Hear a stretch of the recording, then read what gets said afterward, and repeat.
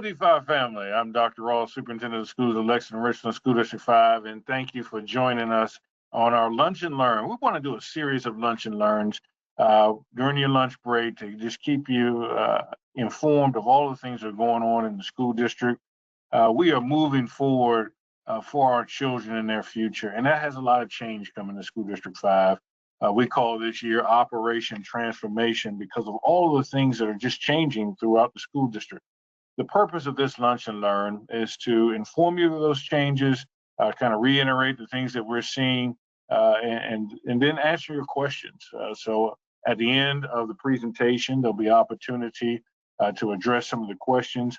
Questions have already been submitted. We try to cater this presentation to answer those questions that have been previously submitted. But if we do not meet that standard, please ask those questions again at the end of this presentation. So the agenda for today, we want to cover the educational structure. That's going to be a big change for our school district. That begins on July 1st, stroke of midnight, July 1st, 2026. The educational structure of the district will change. That same moment, July 1st of 2026, the redistricting of our rezoning plan will take effect. And then we're already within our bond referendum project. So all of these three things are working together in concert, bringing a lot of different changes and advancements this transformation season in School District 5. So I want to start out with the educational structure. This is the last year that we will operate with this type of educational structure. Right now, we exist with 13 elementary schools, but not all of those elementary schools go to the 5th grade. Chapin Elementary, Lake Murray Elementary, and Piney Woods Elementary only go up to the 4th grade.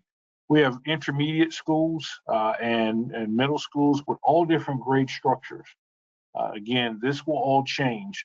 And so next year, beginning July 1st, that's our new fiscal year, we will move to this structure. This will be the new structure that we will be in. Our start times and dismissal times have all shifted.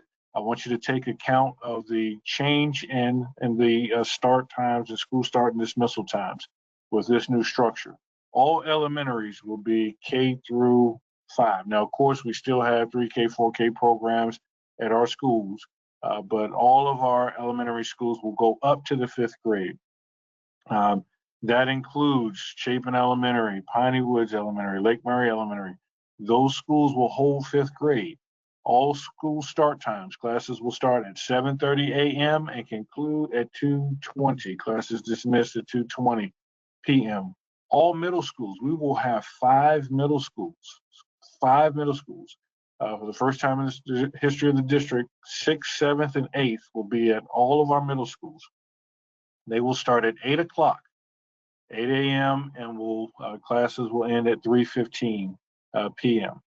And then our high schools, we have our 3 zone high schools and our Spring Hill Magnet School, Spring Hill Magnet High School.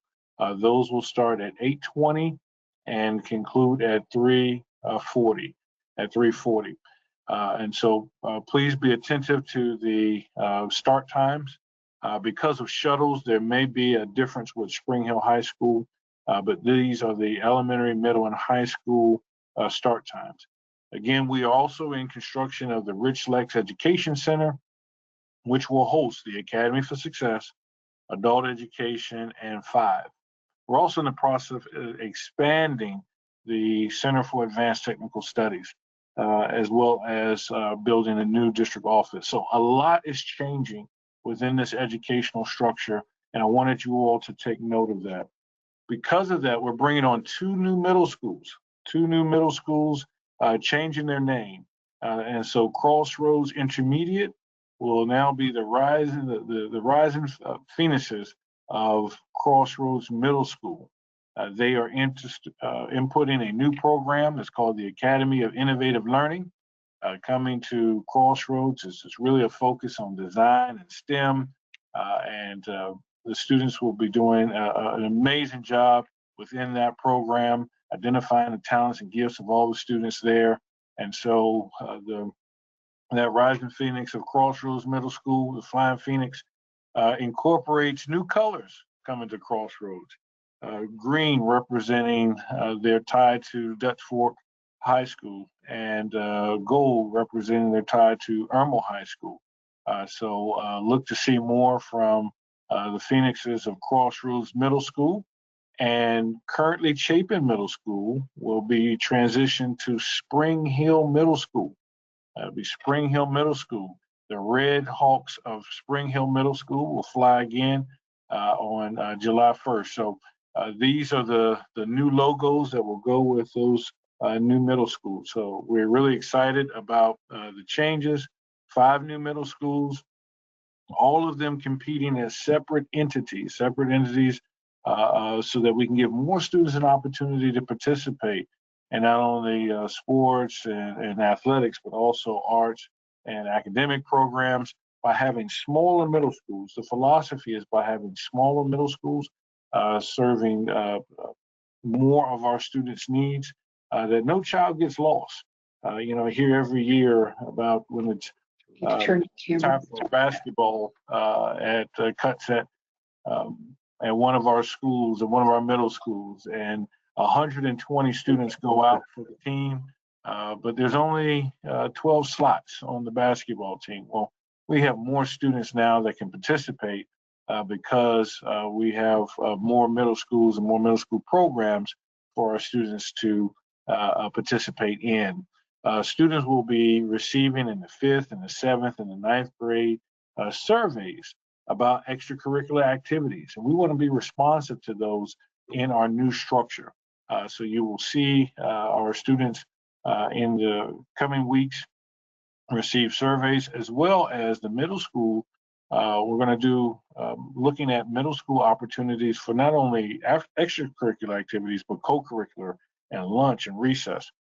So a lot is coming to our middle schools as we move forward in this path. But a big part of what we're doing is to create this space, is to rezone our schools.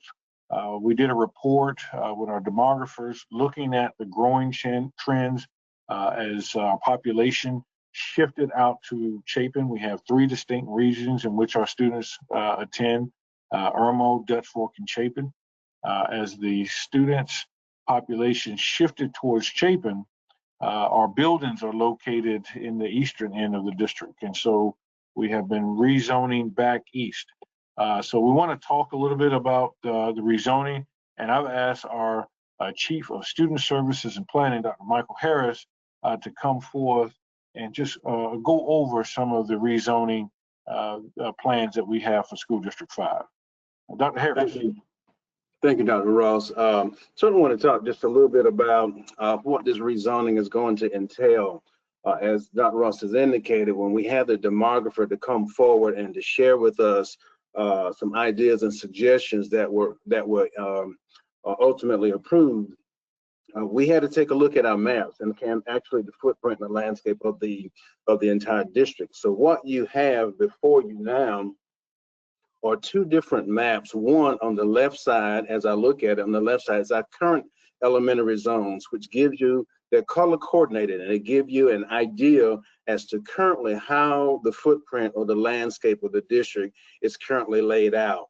And you can see that there, as we talked about the eastern side of that in the Chapin area, the larger masses of space and land that needed to be redefined. As you shift over to the right-hand side, that redefinition, if you will, has taken place. And that is the new zone. That's a new map that breaks down, in this particular case, our elementary schools and our elementary zones. And as you can see from the far left of that, beginning with Piney Woods, which extends our boundaries there to Chapin Elementary, all the way down to St. Andrews area, at Seven Oaks Elementary School. So from one end of the district to the next, we've got some reconfiguration with this new map. So that's going to help guide us in terms of making certain that we are clear about zoning. We'll look forward to also having these maps made available for public view at our board meetings and within our schools and our district offices in the coming months, so that you can be familiar with that well in advance of the redistricting initiative itself. Look at the next slide. The next slide is really an opportunity for you, the community, which hopefully may have already taken advantage of, and that is looking at those attendance lines that are connected to and specific to the maps in which we just shared.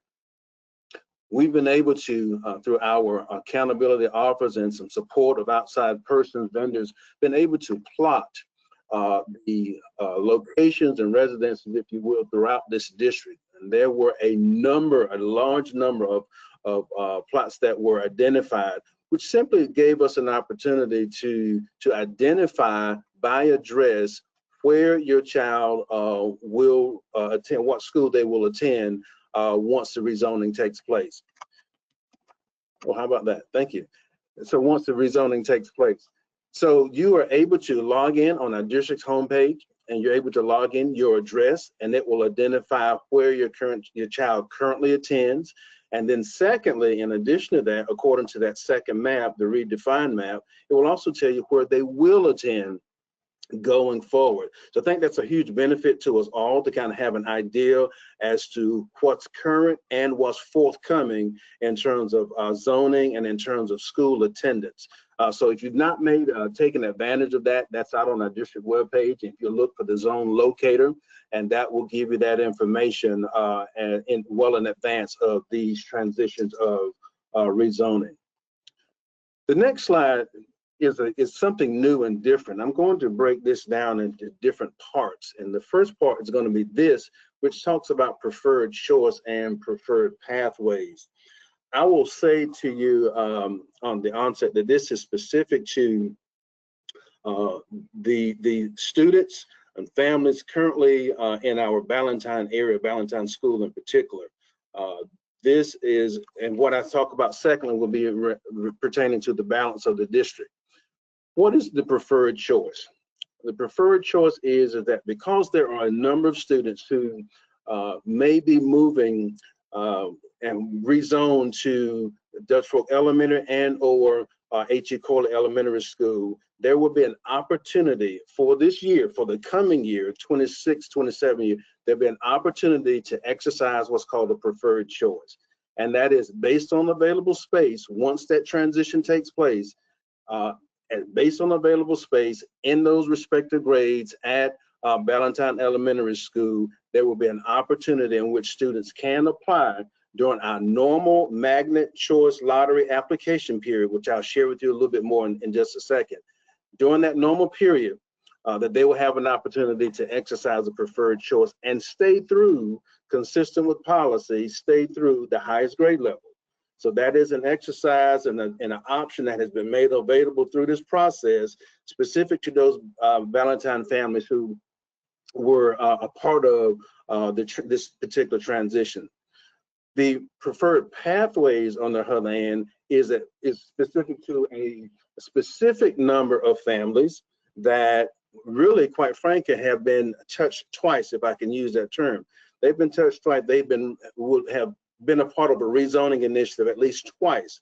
So what this does is simply says is that if your child is a part of a particular program, for example, and we'll just throw some couple for the purpose of conversation, they're part of drama or part of a orchestra or band or something that they are connected to at the school, they will have an opportunity to continue to transition through and follow through with those programs at the middle school level under what's called a preferred pathway. Now, that is, again, specific to a very defined number of families. And when I say defined, I'll even put almost a number to that. We're talking just a little better than 70 some odd families that this is specific to. So when we look at the choice application opportunity for preferred choice and preferred pathways, it's going to be clearly defined for those areas. Now, outside of that, outside of preferred choice, outside of preferred pathways, we will continue with our school of choice magnet option, and that is available for the balance of our school district.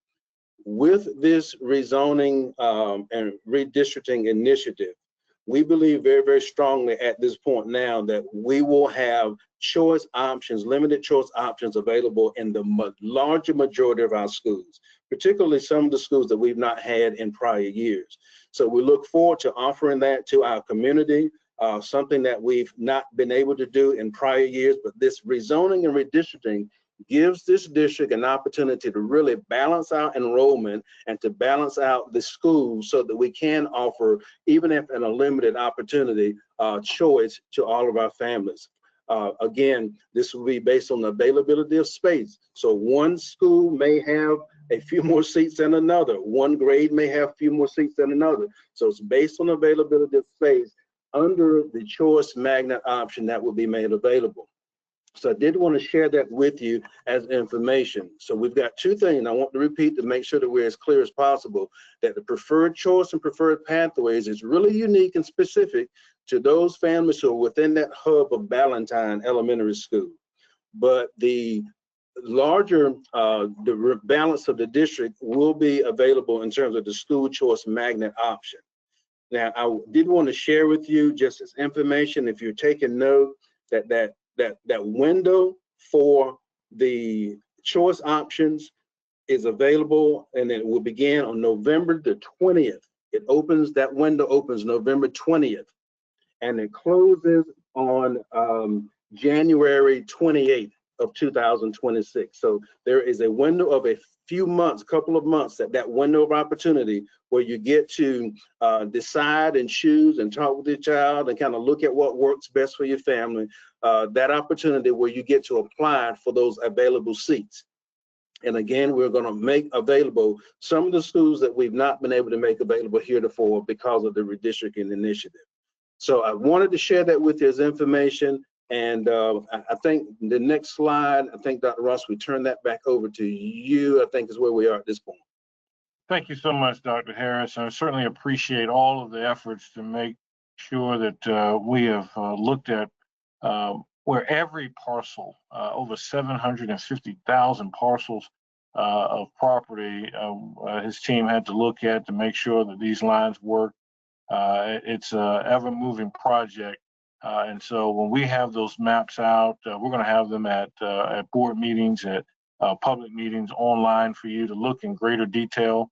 But if you do anything, go online to put in your address to see where you are, and keep penciled that date of November the 20th when we start our choice, preferred choice, and preferred pathways, choice and magnet, preferred choice, and preferred pathways options, so that you can learn more. We'll have more coming out about the differences between choice, magnet, preferred choice, and preferred pathways. All of this has come through our advisories, through meeting with parents, to meeting with teams, community meetings, to try to figure out how to make this rezoning as easy as possible. And the question was, well, how will Lectures 5 help families navigate the rezoning process? And we learned a lot from our military families who move a lot. We're now a Purple Star district, and we know that resiliency when change happens comes through preparation. It comes through being informed and being knowledgeable of that. Getting this information out ahead of time helps us to build resiliency in our students and our families. So this is not a shock, but we also want to make our families comfortable when they go to the new rezoned schools. So by May of 2026, every school will have their orientation dates held, and they'll have a welcome orientation for new students and new families. So if I have part of rezoning and I want to know, well, how does this new school work? I want to meet the principal, meet the teachers. We want to do all of that. That will be held before May 20 or prior to the end of May 26. We will have all these orientations done, and so schools will be working to get those dates out by the first of the new year, so that you'll be informed when to go ahead and plan for those welcome orientations. The other thing is we want to, in January, ensure that we've assigned all of our new teachers and teachers and staff. And so we'll be working to have all of those notifications out in January that have ensure that our teachers and staff are correctly placed in their new sites. principals will have in March of 2026 an orientation for the new sites, for the new the teachers and staff. And then again, we will follow up April and May. We'll have orientations welcoming our new students. We try to not split neighborhoods. Again, going over 750,000 parcels, we wanted to make sure that the communities stay together so that the rezoning happens within your neighborhood. There are some cases where very large neighborhoods it's very tough. They could be divided by a major road or a creek or a stream that kind of creates some boundary lines there. So, but in all cases, in many cases as possible, we did not try to split neighborhoods. But for any reason, we have mental health wellness teams. Our mental wellness teams stand ready to support our students, not only before the rezoning, but through the rezoning. And so, for any reasons, our mental wellness teams stand ready to support. And so, for any reason that a child needs support, we will be there to support them. So, we will attach to this presentation online, kind of a timeline for you when you want to look at choice, the different types of choice options that we have, the magnet programs, as well as when those orientation dates will be held. And that will update as we get more and more of that information. Again, we want to thank you for being attuned and being active with this. I know that as we went through the discussion of the bond referendum, there was a lot of, well, when this happens or if this happens, I want greater detail. Well, now that it's a part of the plan, it's really good to see the community log into this lunch and learn to hear more of the plan in place. So with that, I think it's important to talk about the $240 million that the voters approved for the bond projects. And a lot of this is driving the reason that we are now, as you heard Dr. Harris say, having opportunities, in some cases very limited, but now in most cases, to provide more choice at more schools because we have the ability to improve our facilities. And we can do that at the same millage rate we were paying 2 years ago. So this does not require a millage rate or a tax increase on debt service. So we're very proud that we can deliver these projects. And so I welcome you under transparency to look at our website. If you go to our website, lectures5.org, you can see information right in the header on the 2024 bond referendum. On that, you will see our dashboard. We update this. Our goal is to update this weekly. And so you can see our progress on all of these projects. And so I just want to go through a few of those now. As we speak, we are moving forward with Dutch Fork Elementary School, making a lot of progress on that. One of the questions was, when will this project be started or completed? But as we speak, Dr. Gary and his team are closing on 4 pieces of property. So today we are closing on these 4 plots with 3 different owners. So we had to negotiate with 3 different owners on these 4 plots to put Dutch Fork Elementary School. It's on Hollingshed Road, and I know we have. So Dr. Ross, we have Oak Point and River Springs is off of that area, and so now we'll have the new Dutch Fork Elementary. What's important to note is this is in the current Dutch Fork Elementary zone. All right, so this is in the current Dutch Fork Elementary zone, and it's is central to where the majority of the Dutch Fork Elementary students live. It's off of Kennerly and Hollingshed. If you're familiar with the YMCA on Kennerly, that next street as you move towards Irmo is Hollingshed. You turn there by the church, and up the road a bit is where these 4 plots will host the new Dutch Fork Elementary. We close today to own that, and now we move into permitting for that, the land disturbance permits that we need from Richland County so that we can build this building. It will look, has the same kind of layout as Oak Point Elementary School, where that spoke design that allows you to have greater supervision of the site from a central location. But we are increasing the, and so I'm gonna go back here. We're closing today on the property. We expect no later than December to have the bid out. And so once the general contractor is decided on, that's who we're bidding this to, a GC or a general contractor, they will give us a timeline of completion. So again, we will have that bid no later than December.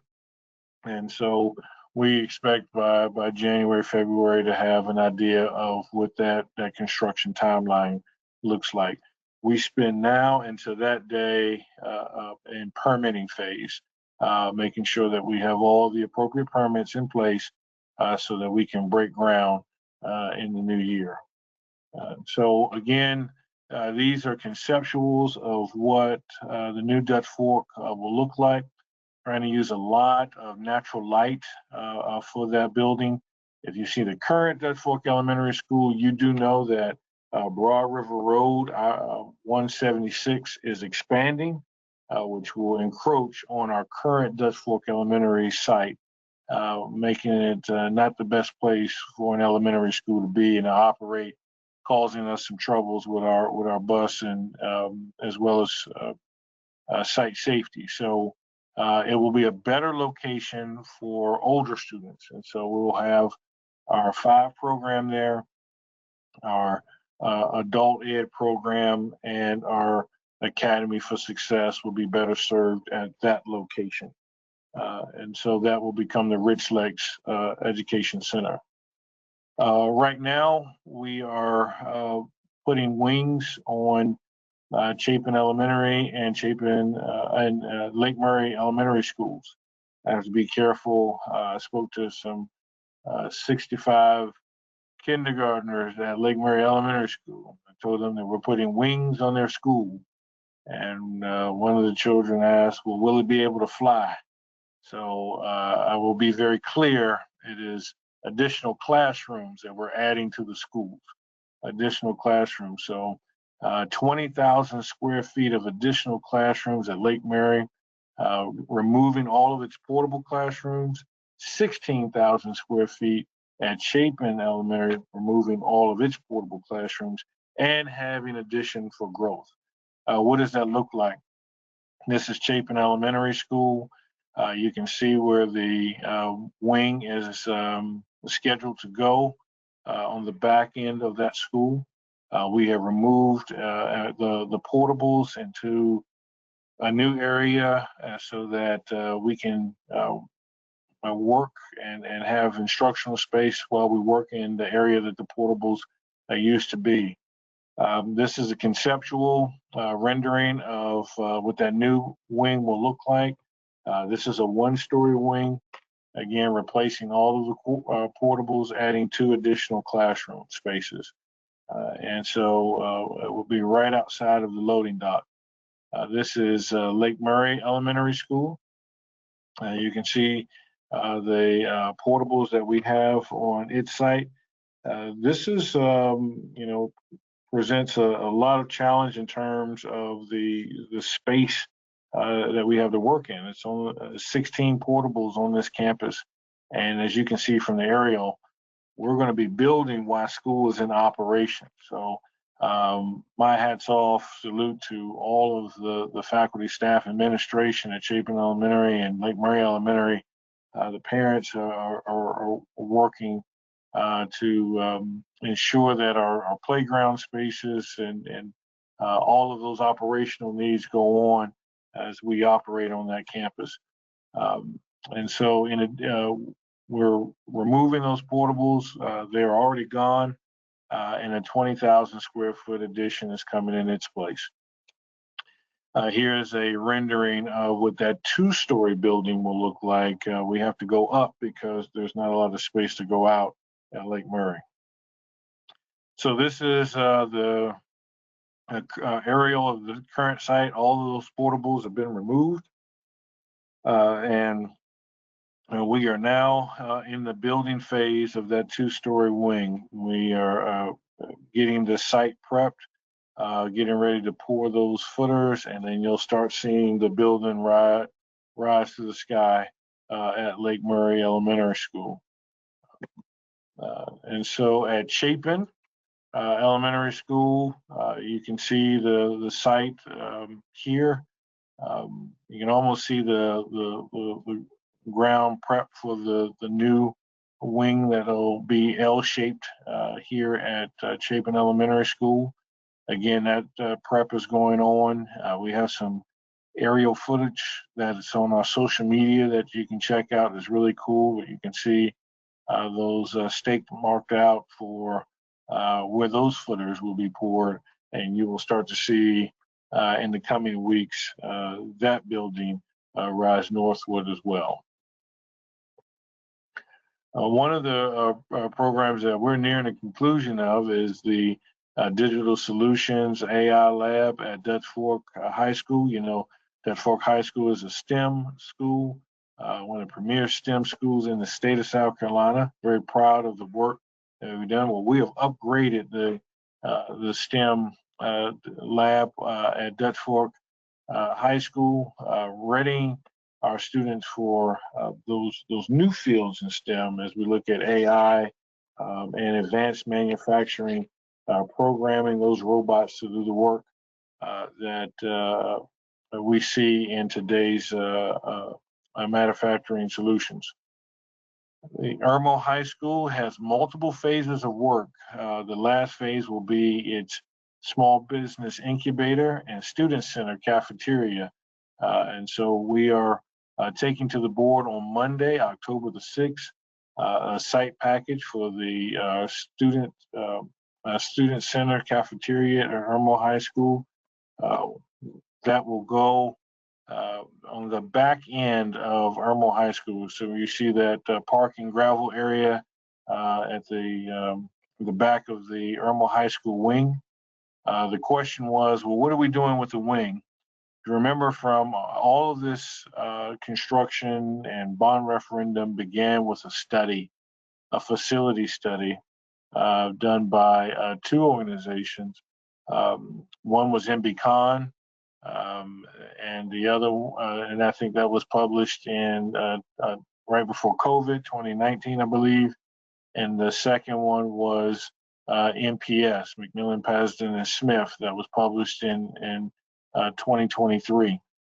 Both of these studies rated a severe need for improvements at Irmo High School. Irmo High School was in desperate need of facility repair, and so its current wing needs so much repair that to bring it up to code, it was cheaper to build a new building, to build a new wing. So all of the students would be moved from the old wing of Irmo High School into this wing. This will be operational for the next school year. So the next school year, students will be learning in this building. The old building will be brought down. Parts of it will be brought down to move the parking on the other side of the campus. However, the cafeteria, if you're familiar with Irmo High School, is a good 200 yards away. So we'll be building a new cafeteria on the back end and turning the old cafeteria into a small business incubator to help our students become the entrepreneurs of the future, the job creators of the future. So we're close to 80% done on this project. You can hear some inside views of Irmo High School with their social stair, and one of the largest, I think, if not the largest, libraries you'll find in the state of South Carolina.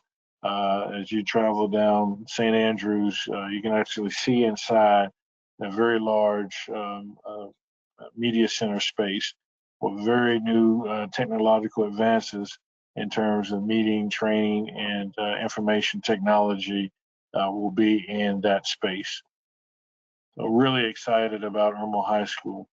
We're about 18 months away from a new space in place to train our teachers and staff as we prepare to meet the challenges of our future with our new district office that will be on the current site of the current district office. If you're familiar with our site, there's a baseball field that we currently own right next to the Walmart property that we will develop a new central office and professional development space to train our students, our teachers and staff to meet the challenges of the education requirements of the future. And we're expanding our Center for Advanced Technical Studies. I'm very proud of the growth of our Cates Center. We have a wait list for programs at the Cates Center. And so we're really excited to be able to meet those, but also offer new programs. Heavy equipment operators, surveyors, this site's safety managers. We want our students to be first and foremost as America deals with this infrastructure needs, that our students are prepared to operate in that space. So really excited about that. Chapin High School will get a new auditorium and they don't have an old one, so they'll get an auditorium to serve their performance arts needs. And we had over 11,137 incidences of needs improvements in our facilities. And so significant work will go on at Crossroads, Dutch Fork High School, Dutch Fork Middle, Harbison West, Irmo Middle, Nursery Road, and Seven Oaks to address HVAC issues, ADA compliance, renovating restrooms, looking at flooring, roofing, and ceiling. So just a lot of work that we need to do to address our facilities. One of the most, I believe, essential projects that we have is taking us two schools, Harbison West and Nursery Road Elementary School, that don't have walls in their classroom. They have pods. And so if you're into the pod, if you turn around from this perspective, you can look into 3 different classrooms all at one time. And so that does not work well in today's instructional environment. And so we will be moving to put classroom walls in all of those. Now, if all of those projects come in under budget and we have secured the funding for all of those projects, then we had a contingency within the bond referendum that if all those projects were completed, that we would cover practice fields at Irmo, Chapin, and Dutch Fork. This is a concern with heat illness issues that we are seeing with outdoor usage, especially in the summer months, to get our students in the area where the wet bulb would be at a safe place to be outside, that they would operate in a space where we could correctly do heat acclimatization of our student athletes, our band members, as well as those who are in NJROTC. So with all of those outdoor activities in the warmer months, heat acclimatization, heat illness is extremely important to our schools, our nurses, and our physical trainers, our athletic trainers. Our athletic trainers work tirelessly to ensure our students are safe outside, and this would be a huge tool in that effort. So this is just part of our D5 story.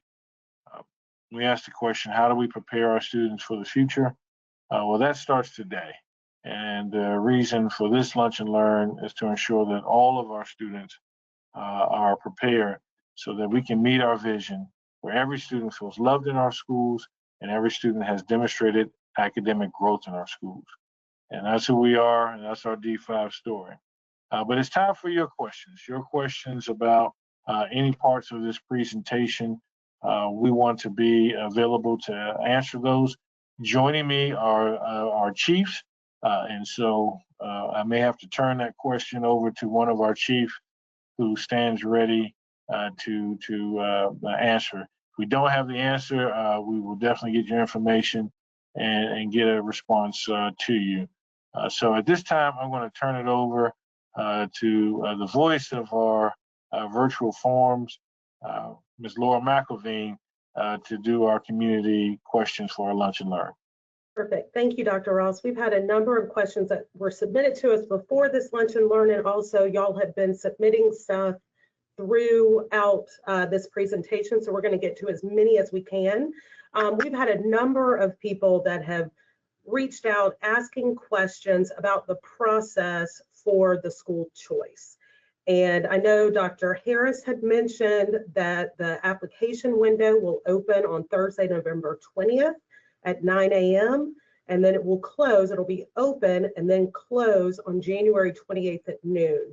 So we've had a number of people that are wondering what that process is. Do they have to present some documentation?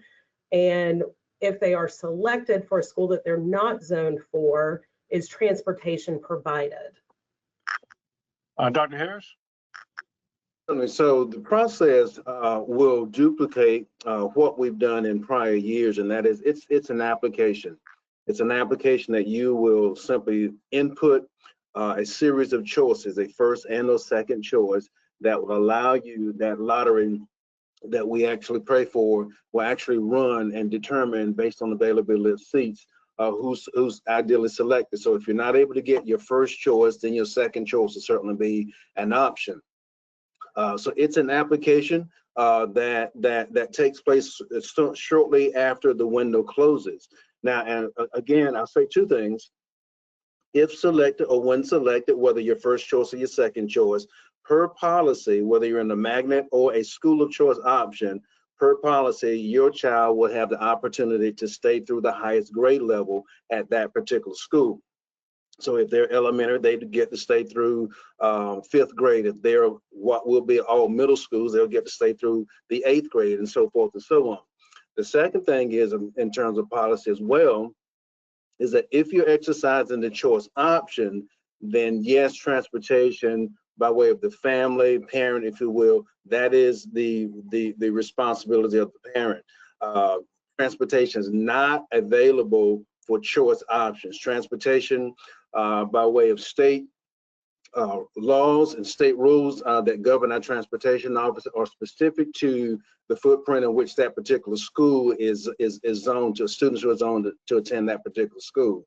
So transportation is not available under the choice option. However, the opportunity to attend the school other than the one you're zoned for is available, and that's what the choice option and that lottery application process does for us. Okay, and just to clarify, Dr. Harris, a follow-up question.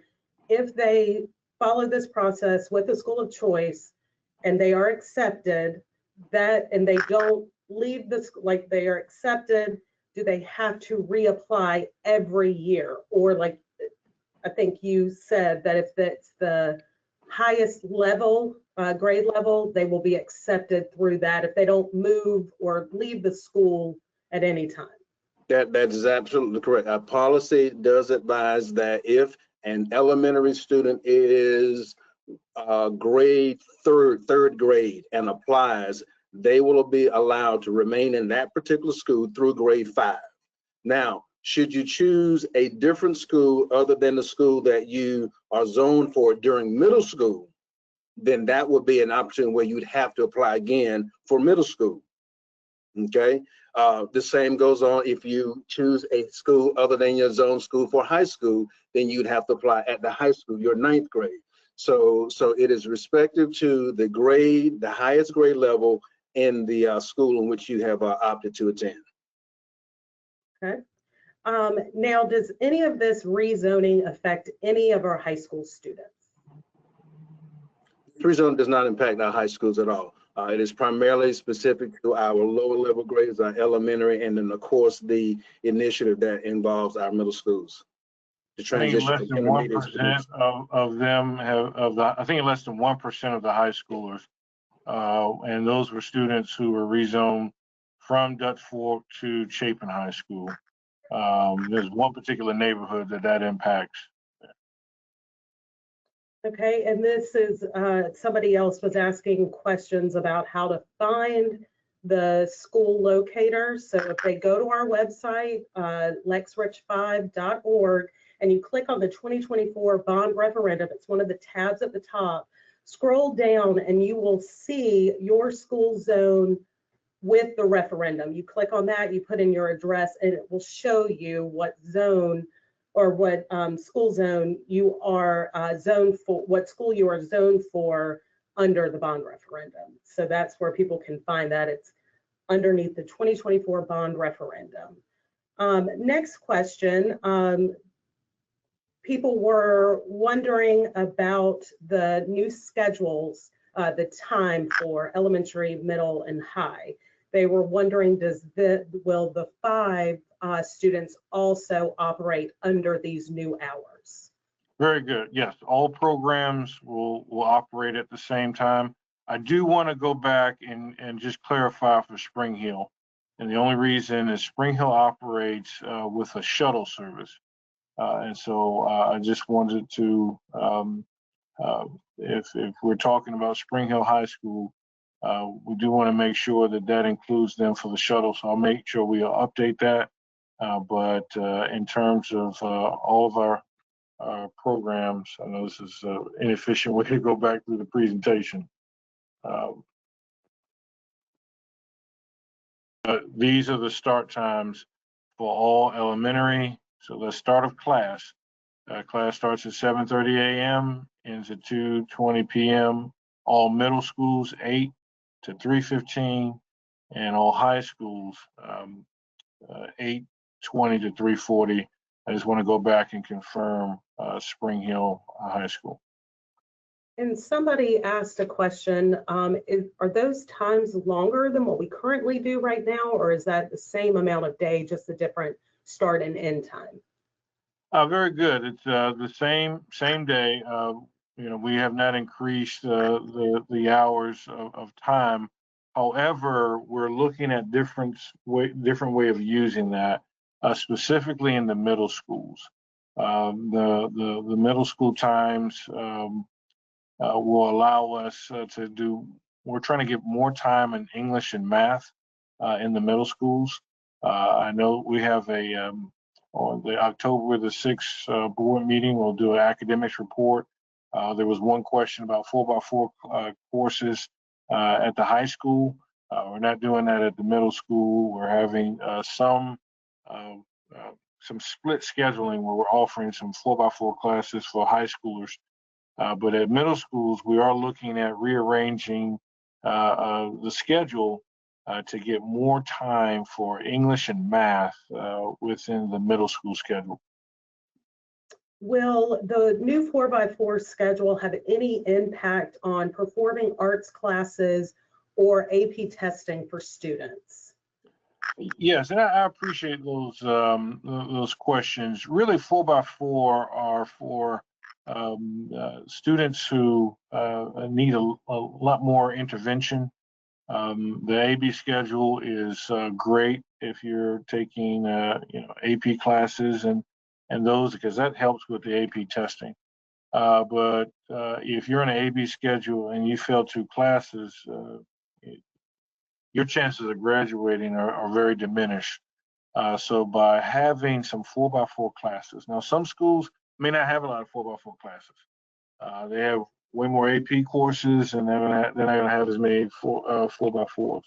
Other schools are going to need more 4x4s to help students to be successful. So this is a hybrid that allows us to meet the needs of more students. While some of our students are many of our students are very advanced and they don't fail courses. They do extremely well in classes. Some of our students need just a little bit more time, and offering them a 4x4 option within the schedule will help tremendously.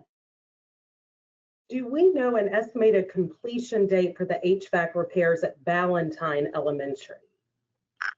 Dr. Gary? Yes, sir. Thank you. We were actually had some conversations with our vendor yesterday about this.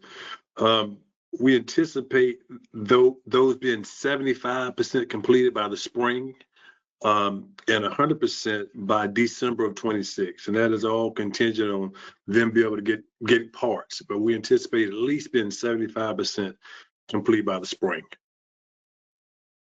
Okay.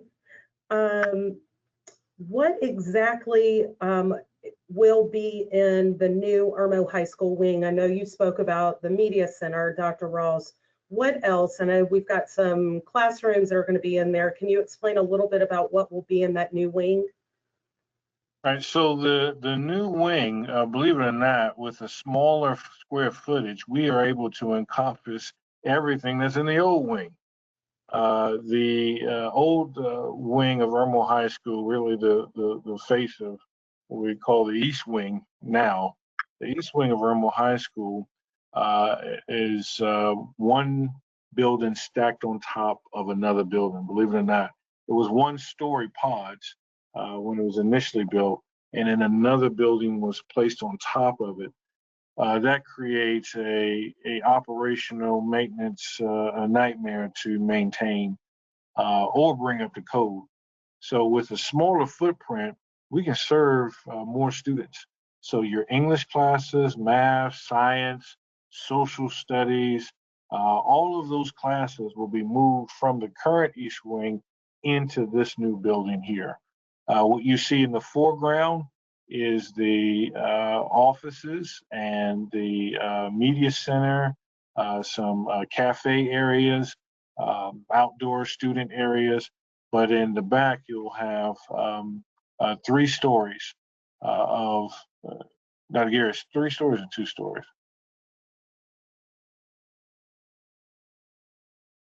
Stories. It's I'm 2 sorry, stories.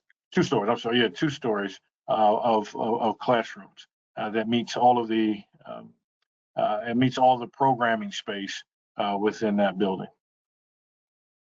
Okay, and what is the estimated building completion and the start date for the new Dutch Fork Elementary? Dr. Gary, you want to cover that? Dutch Fork Elementary, again, we're closing on 4 pieces of property this afternoon. We anticipate having a general contract awarded in December, January timeframe. After we get that general contractor shored up, we will have an estimated timeline of completion. It'll probably be 18 to 24 months after that general contractor has been assigned. So we should know that in about December, January timeframe. Okay. This next question probably is for Dr. Harris. For the families that have already choiced into a school that they are not in the new zone for, but they've already choiced in for this year, will they be grandfathered in, or will those families have to reapply? Yeah, good question. We're not exercising a grandfathering initiative. What happens is, in cases as you described, or as a question as was asked, is that you are there, that student is there again through the highest grade level. So they won't have to apply again because of the redistricting or rezone. They've already been approved for the highest grade level at that particular school. So if they intend on staying in the choice school that they are currently in, they will be allowed to remain in that school without application for the upcoming process through the highest grade level. Okay, and stay with us, Dr. Harris, because this next one you might be able to add something as well. We had somebody that wants to know, how am I going to know, when this process starts? How will I apply? And I guess my recommendation would be just to follow when we send out communications and the schools send out communications. about the all magnet and choice application season and window opening. Just follow that. And like we said, it opens on November 20th at 9 a.m. and then it closes on January 28th at noon. So the district sends out communication letting families know about these dates, as well as when it opens, when it closes, and I know the schools kind of piggyback on that as well. You're absolutely correct. That's precisely how the information is going to be communicated. Our schools are going to make it known. Our magnet and choice office will continue to make certain that it's in the communications, district communications. You can anticipate by way of newsletters and what other forms of information and communication that schools use, certainly at the district office. Every media opportunity or outlet that the district has available to it will be utilized in order to communicate and effectively communicate the choice window, opening, closing, as well as the notifications that will follow. So I think that we will, and certainly again, the website is another great source in which to find that information. And I simply say as well, and include this, is that the magnet office is available to respond to your calls as well. So I would certainly make contact with them if you have questions about the lottery application process, and again, any particular dates that are in question that you might have. Okay. And will there be any additions to the current Chapin Intermediate School? Sorry, my question just went away. Current Chapin Intermediate to make room for the additional students when it becomes Chapin Middle next year. Is there a need for that, or is it going to be able to sustain it? Yes, the numbers will hold. And remember, all of our middle schools will be smaller now. By taking our current middle school population and dividing them into 5 different middle schools, they'll be smaller. And so we have programmed that space. But Dr. Gary, if you want to talk a little bit about some of the work that's going on over at the Chapin Intermediate School, working to be Chapin Middle School. We got work going on at Chapin Intermediate as well as Crossroads, where we've been doing some work through some painting, some flooring, which HVAC and roof. So it's pretty much getting everything that was identified on that NPS report as 1 and a 2 are being addressed right now. That's work to the restrooms done this summer as far as the stalls and flooring. So we're continuing to do that. A lot was done this summer, more will be done next summer. I do want to piggyback on earlier something we said, Dr. Ross, we mentioned about Irma High School. There's a portion of that building, the new wing is 2 floors, but a majority of it is 3 floors. The part that goes into the old wing is 2, but a majority of that building is 3 floors. The new east wing at Irma High School. Very well, thank you. And I'm going to tell you, we are doing a survey now to look at our middle school athletic facilities as well as recess areas. These are current facilities, and our students are entitled to some better play spaces there. So we're working, Dr. Gary is working very hard with the playgrounds at our elementary schools, but we are trying to improve our recess and extracurricular spaces and fields at our middle schools for next year. All right, and I think we've got just one more quick clarification question to ask before we wrap everything up, because we're coming to our 1 o'clock deadline. Just to clarify about the magnet choice window, that it opens, but it's not a first come, first serve. The window will close and a lottery will be run. So it's not like you just submit and you're the first one, so you automatically get it. Is that accurate, Dr. Harris? That's accurate. Everything that we do by way of choice and magnet is all based on the availability of seats. So it's driven by, all schools are driven by the availability of seats. Okay, perfect. Well, on my end, it is 1 o'clock. So Dr. Ross, I will let you give our final remarks. Well, thank you, Laura. And I know there are more questions out there, and there will be more opportunities for lunches and learning. Just stay tuned with us. We will continue to message as we do everything through email, social media. Look at the first of the new year for a book that will come out, and you can have in your hand with the projects more information on the deadlines and timelines that we will have regarding there. There's a lot of change coming to School District 5, and I know change is tough, but we have committed to this year that we're not going to be afraid of change, that we're going to embrace it and to use it to transform our district into a place where every student, regardless of where you live or where you're coming from, what challenges you have, what opportunities are before you, that we can ensure that you feel loved in our schools and able to grow to maximize your potential. And so improving our spaces and places for our children will make our world a little better. So we want to thank you for joining us. We look forward to seeing you at our next Lunch and Learn as we continue to answer your questions to inform you of the changes that are taking place. Thank you for being a part of our network, as a part of our support, our stakeholders that makes us better. We do all this for two reasons. We want our students to feel loved in our schools and have demonstrated academic growth in our schools. Thank you for helping to love and grow our students. Have a great day.